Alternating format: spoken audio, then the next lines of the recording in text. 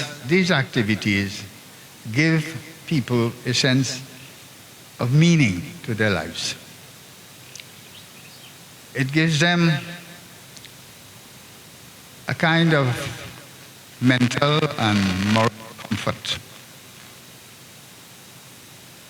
And it also provides an occasion for their commitment to their faith.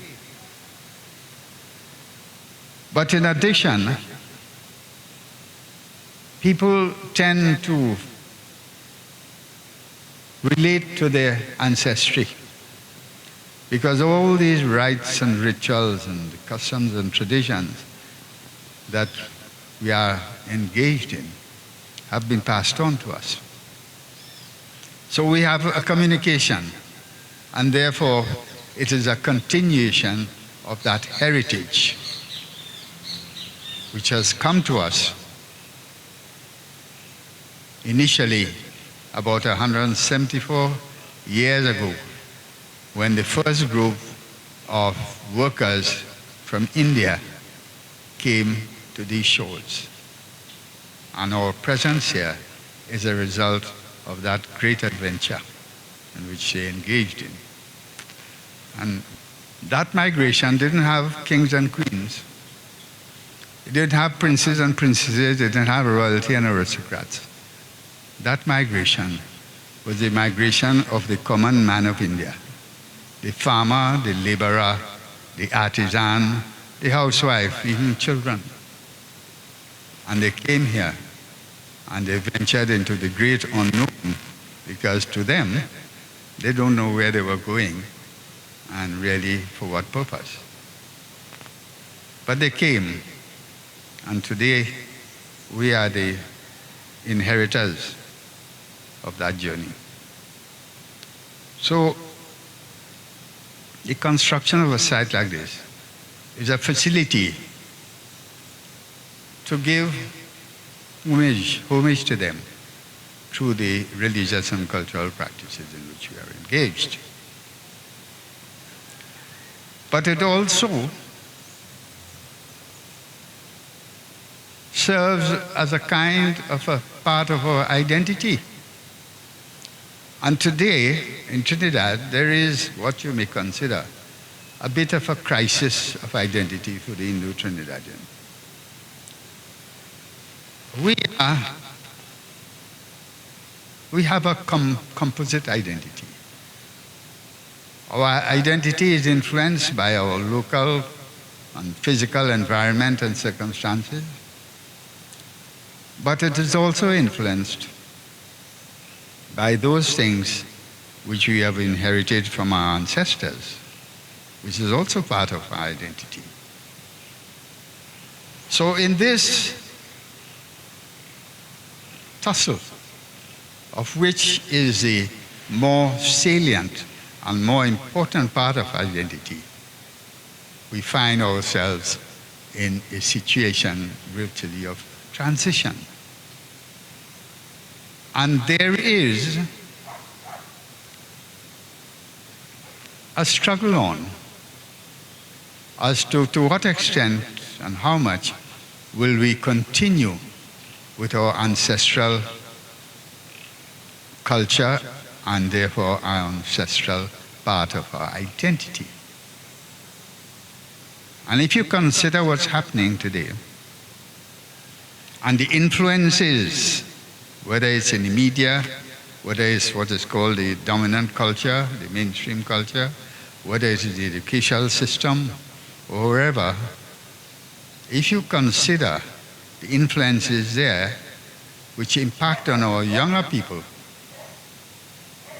which may militate against their continuation of the cultural and religious practices and the persistence and promotion and propagation of their heritage. Where this will end, I don't know. But if you want to preserve a heritage, you have to commit yourself to it. You have to do things that will pass on, not only you hold on to and you cherish and you appreciate, but you pass it on. to the younger generation and convince them of the need and the necessity of that preservation. And then there is the issue of finding an equal place. And we sing it in our national anthem. But today, the Indo-Trinidadian community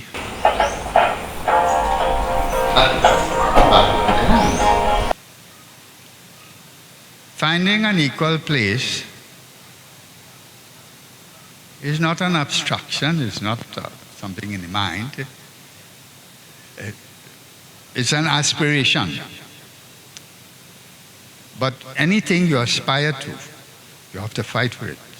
You have to commit, you have to make effort and determination and focus in order to fight for it. So, finding an equal place in this society, we have to ensure that we have equality in our approach to our freedoms, in the enjoyment of our freedoms. We have equality in the opportunities which are offered in the society. We have an equality of our presence. And we are the largest single numerical minority in this country. Not by much, but we are the largest single numerical minority. And if that is the case, you have to consider whether that presence is reflected in your presence in the society, in the economy, in the politics, wherever. Is that reflected? And if it is not, then you have to ask yourself why. And if your culture is not given equal prominence, then again you have to ask yourself why and what can you do about it if that need arises. So we are at a critical juncture, and particularly for those of us of Indian origin in this country, we are at a critical juncture as to what is the way forward. For those of us who are on the way out, like myself, it's not a big question. But for the younger people, it is in fact a burning question as to how you find your place, your equal place in this society. And I want to tell you that when I proposed the motion in Parliament for May the 30th to be declared a national holiday known as Indian Arrival Day, it took 6 years of agitation from 1989 to 1995.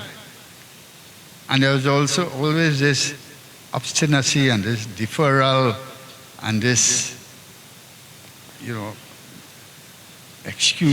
making excuses and so on, why this should not be. And there was even an element within the government who said that it would be a divisive activity, a divisive thing to declare Indian Arrival Day a public holiday. And you can understand the reluctance,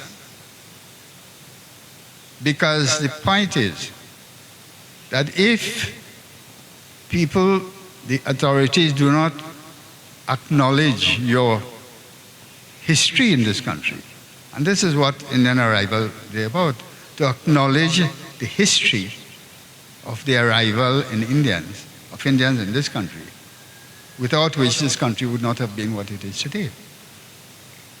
But there is a reluctance to acknowledge that history. But you start from that you have to get people to acknowledge your history and your presence.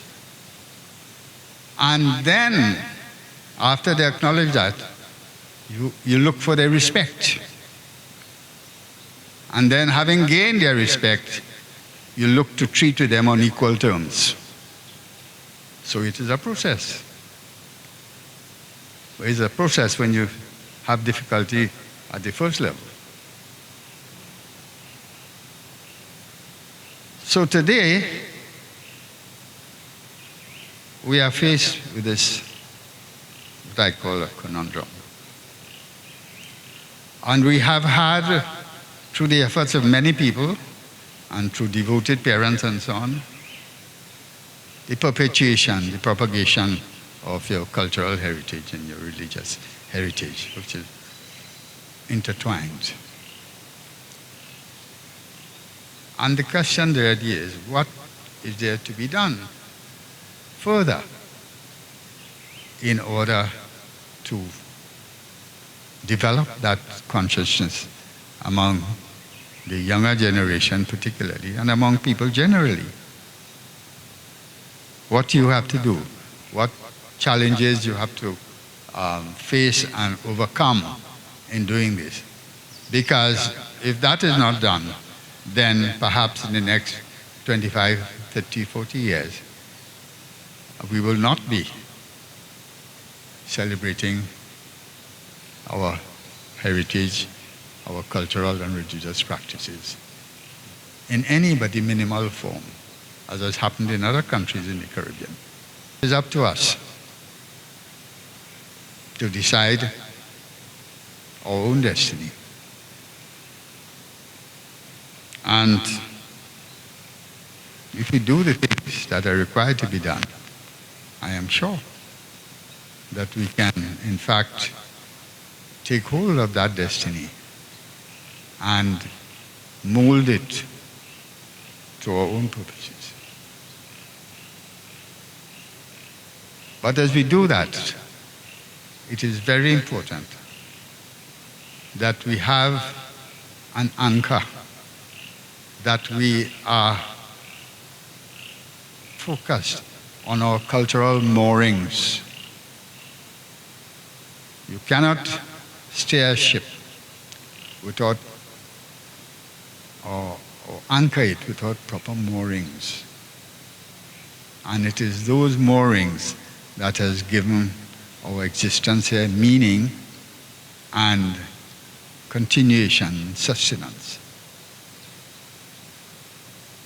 So I want to leave you with that thought. I want to again thank you very much sincerely for turning up